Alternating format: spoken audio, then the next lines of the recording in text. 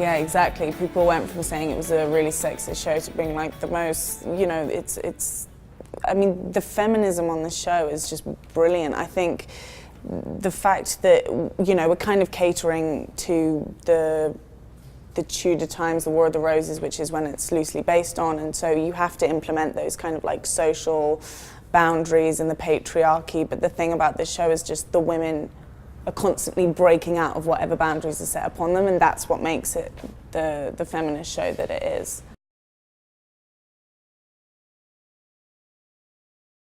Yeah, because I kind of felt like the past 5 seasons had been leading up to that point for her, and I'd always seen the potential in her, and it just never really felt like she'd quite reached her full potential. So it was definitely, it almost felt like a release when I was doing it, like I could finally show everyone her capabilities. So that was really fun, and I think they fleshed it out really well this season. I mean, it was the season of the girls, I think.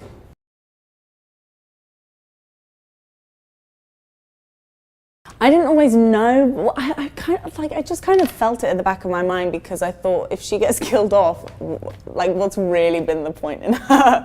Not really, but you know, I just kind of had an inkling that she was going to do something great. So I was really pleased when I got the scripts for the 6th season, because they don't let you know, they don't prepare you or anything. They don't say like you're going to have a really good season this year. So I was just kind of living in fear that she would die, and she would have really had no real part in playing the game, just constantly being a pawn in other people's.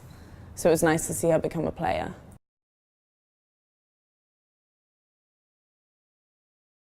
I think so, but I think I'm a bit biased. But I truly believe that she would be, I mean, I kind of wanted them to rule as a double act. Queen in the North and King in the North. I mean, in terms of like his military knowledge and all of that kind of stuff, he is so clued up and he knows exactly what to do. I mean, you saw him at the Battle of the Bastards. Sansa has insight. I mean, she's kind of been all over the place, and she knows how pretty much all of the families work in the 7 Kingdoms, so she has that kind of knowledge and that insight.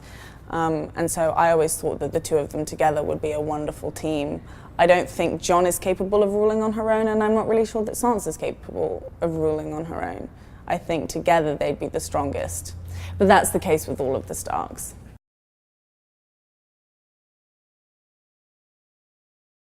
That's probably top of my list, is Arya and Sansa getting back together. I feel like it has to happen, but at the same time, if it did happen, would it be too obvious? I don't know. Would it be too much of a good thing for the show, you know?